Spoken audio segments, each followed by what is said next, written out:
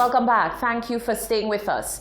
Nurses around the world are being recognized and commended for their life-saving efforts and sacrifice amid the COVID-19 pandemic on a more special than usual International Nurses Day today, Tuesday, the 12th of May. Okay, the Ministry of Health and Wellness recognizes today as International Nurses Day. In honor of this, we wish to congratulate our nurses in St. Lucia and to thank them for the great effort that has been placed towards the battle of COVID-19 response in St. Lucia. We recognize that nursing is a tough job, and we recognize that it's an absolutely necessary job if we are to maintain health and wellness in St. Lucia. So in this regard, the ministry wishes to thank and congratulate all the nurses here today, both at all of our institutions as well as our primary healthcare centers, and to wish everyone happy International Nurses Day. That was Chief Medical Officer Dr. Sharon Belmar-George. Remittances have become essential for many St. Lucians to cope with financial hardships amid the COVID-19 crisis. On a daily basis, members of the public can be observed as they wait in queue to access Western Union. Our cameras join the line to gain some insight on just how long a trip to Western Union can take during these times. It quickly became evident that with the commission of an essential service and elderly line, frustration levels vary when compared to those on the regular line. Today, we join members of the public as they endure long lines in an effort to gain access to the transactions available here at Western Union in Castries. Here's what they had to say. Well, I've been entertained by people talking all the nonsense and whatever, so it's like I'm just listening and just having time to go by. Yeah. So it's of no big deal to me. I have to come here around 4 o'clock in the morning. If it's like that, the thing is going. If I'm 4 o'clock, so Western Union has to improve, do something. Open another branch up north or somewhere else, because it's a wasting of time. They can do a better job than that, because Western Union, they're making their friends pass, okay? The officers are making their friends pass, and I mean, what is the meaning of essential? Because people just come there, and there's people from 5 o'clock there, and one essential line is passing before the other line.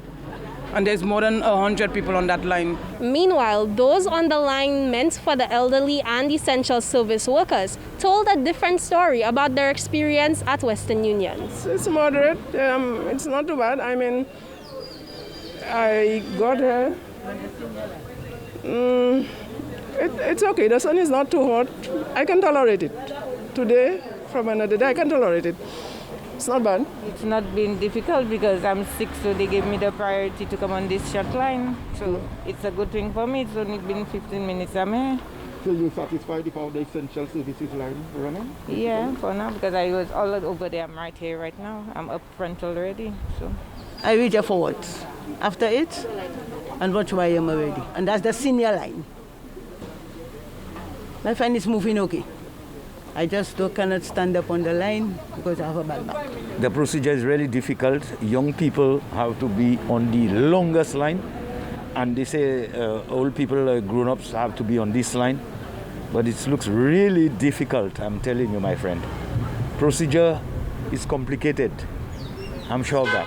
And that's what you had to say. We hope that these suggestions are given careful consideration as we find a better way to meet the demands of the public at this time. For 7 News, I am Jacques Wooding.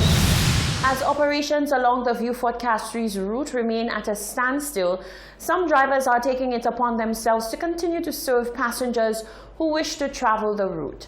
Trevor Octave says beyond the financial burden of continuing services under social distancing protocols, he faces other challenges as it relates to current zoning restrictions. Meanwhile, on the Soufrière bus stand, drivers reflect a similar position. Today we speak with Mr. Trevor Octave, a driver from the Vieux Fort bus stand, who shares with us his story on why he has chosen to continue operations to serve his customers from his own compassion. Here's what he had to say. The reason I'm doing well is my own vehicle. I just taking the chance, the risk at my own self to do it, right? Because it's not no profit either. I'm doing it just because to please my customer and my passengers, okay? Yeah. Have you faced any challenges in doing this? Oh, the thing is that there's a lot of customers, they want to travel, but because of the zoning system and they're scared, they don't want to go down before when they reach in Dennery, like the police will pull them down because they don't have a pass. The main thing is the pass, right? Because a lot of people asking for pass and like it's kind of difficult for them to get the pass.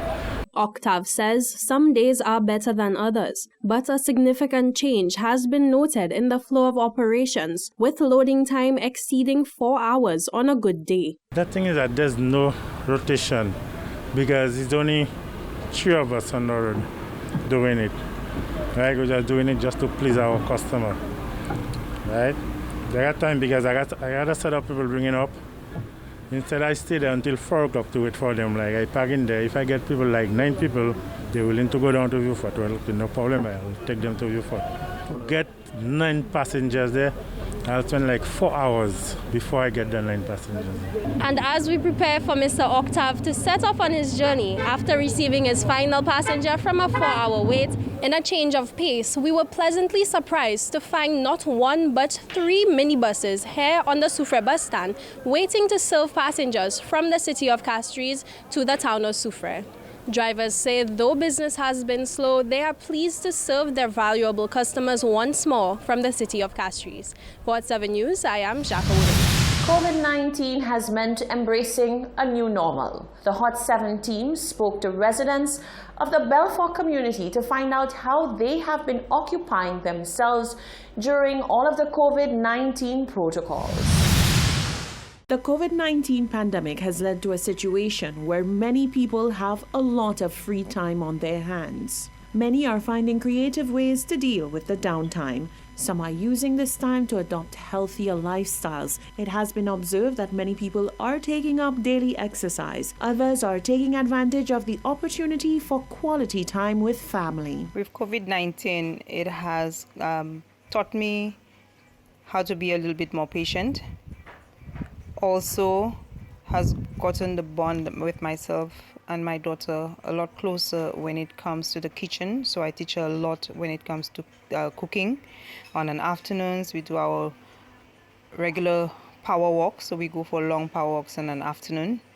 And also, I do a lot of reading. Winston St. John says her routine now includes all the activities she would usually put aside due to work and her busy schedule. One of the things that I have been doing now more than I used to is exercising, walks, runs at home, following YouTube videos and partaking in those exercises. More than this, I think it has afforded me a time to sit back and realize that I need to be self-sufficient.